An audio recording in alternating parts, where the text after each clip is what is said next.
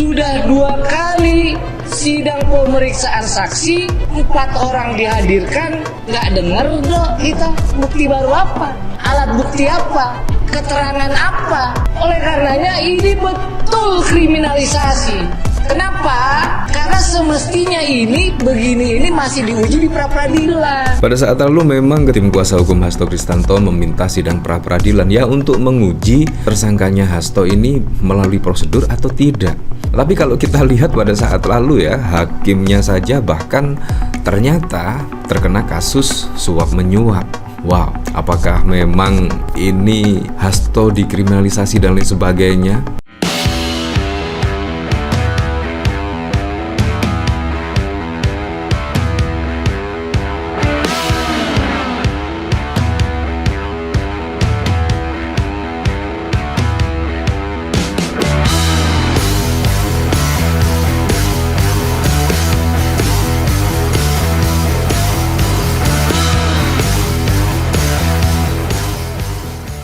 Kalau kita melihat pemberitaan dari sini ya, memang pada saat lalu ketika datang Febri Diansah menjadi tim kuasa hukum dari Hasto Kristianto, memang KPK itu seperti kalang kabut ya. Dan bahkan beberapa hari setelah Febri Diansah menjadi tim kuasa hukum dari Hasto Kristianto, tiba-tiba ada kantor Febri Diansah digeledah oleh KPK, konon katanya menyangkut kasus SYL dan lain sebagainya. Tidak hanya itu saja, tiba-tiba sebelum Lebaran pada saat lalu Febri Diansah dipanggil oleh KPK terkait kasus Harun Masiku dan Hasto Kristianto. Dan ternyata benar, yaitu Febri Diansah ya seolah-olah diganggu dan bahkan ya seolah-olah akan disingkirkan dari jalannya persidangan Hasto Kristianto. Bahkan juga diamini oleh Guntur Romli ya, cara licik kotor mau menyingkirkan Febri Diansah sebagai pembela Sekjen PDI Perjuangan Hasto Kristianto. Tiba-tiba Febri Diansah diperiksa KPK kasus Harun Masiku.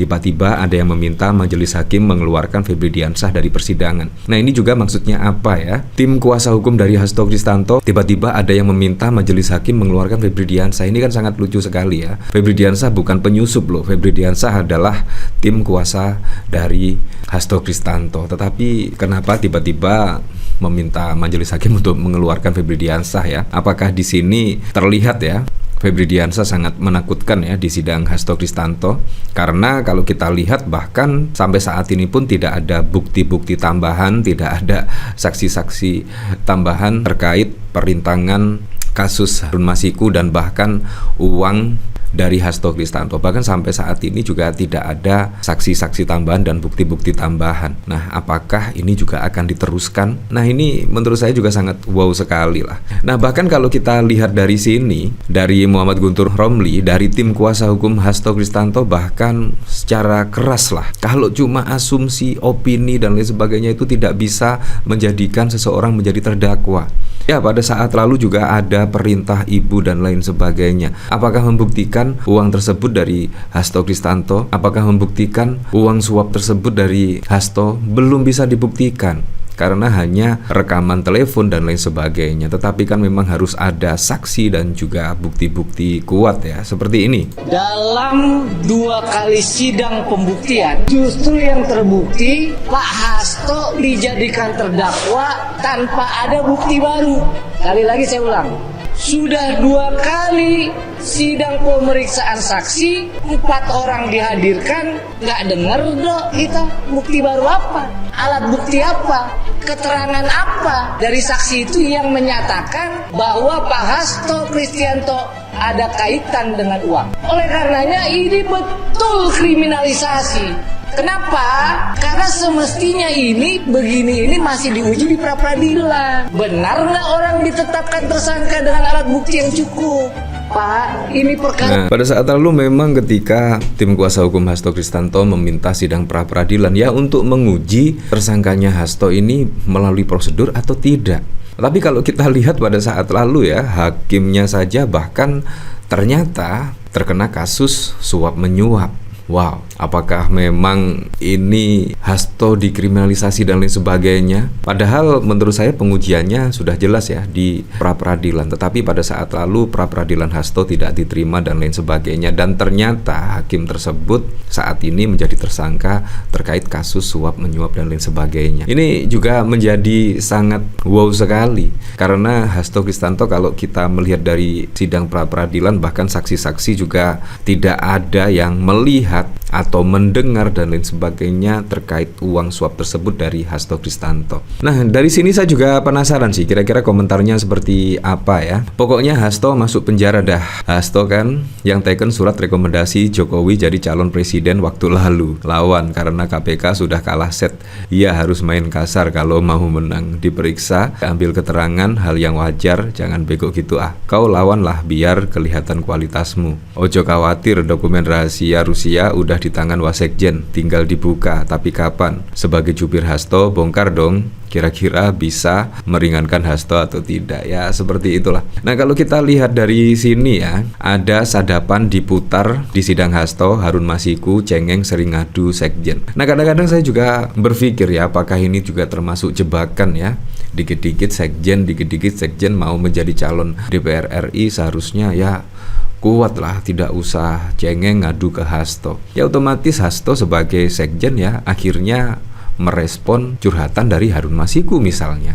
Ini kan sangat wow sekali ya. Jaksa KPK memutar rekaman percakapan telepon antara pengacara PDIP Doni Tri dengan mantan kader PDIP Saiful Bahri pada 13 Desember. Dalam rekaman tersebut Doni menyebut Harun Masiku cengeng dan selalu mengadu kepada Sekjen PDIP Hasto. Hal itu disampaikan Doni saat menjadi saksi dalam kasus dugaan suap kepengurusan penggantian antar waktu anggota DPR untuk Harun Masiku dan perintangan penyidikan terdakwa Hasto di Pengadilan Tipikor Jakarta Pusat pada 24 April yang lalu. Gimana? Aku keluar, Harun datang, ini gimana? Nangis, kata Doni. Hah?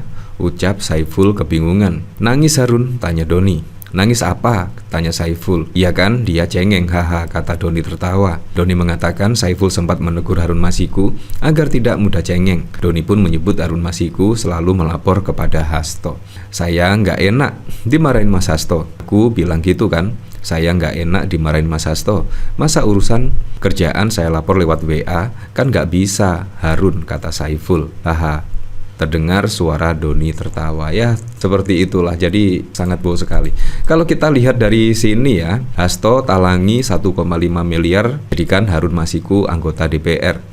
Sekjen DPP PDIP Hasto disebutkan menalangi uang sebesar 1,5 miliar untuk mengkondisikan tersangka Harun Masiku agar menjadi anggota DPR RI periode 2019-2024. Harun diproyeksikan mengganti Nasaruddin Kemas yang meninggal sebulan sebelum terpilih sebagai wakil rakyat. Hal itu terungkap dalam rekaman percakapan antara percakapan PDIP, Doni Tri dan mantan kader PDIP sekaligus mantan terpidana kasus Harun Masiku, Saiful Bahri. Percakapan melalui sambungan telepon tersebut diputar jaksa pada saat pemeriksaan saksi di Pengadilan Tindak Pidana Korupsi pada 24 April yang lalu. Benar, ini percakapan kami saat saudara Saiful yang menelepon, kata Doni, membenarkan rekaman percakapan itu setelah diputar dalam persidangan. Adapun percakapan itu terjadi pada 13 Desember 2019.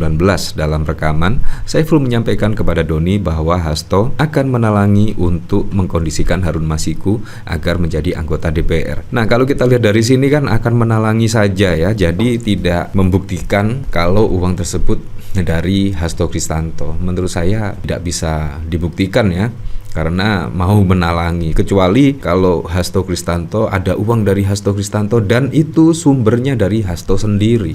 Menurut saya cukup masuk akal sekali ya. Anda tahu sendirilah, pantas ya Ibu Megawati bahkan sampai saat ini pun juga tidak menggunakan handphone, takut disadap. Ya, ini sungguh wow sekali lah.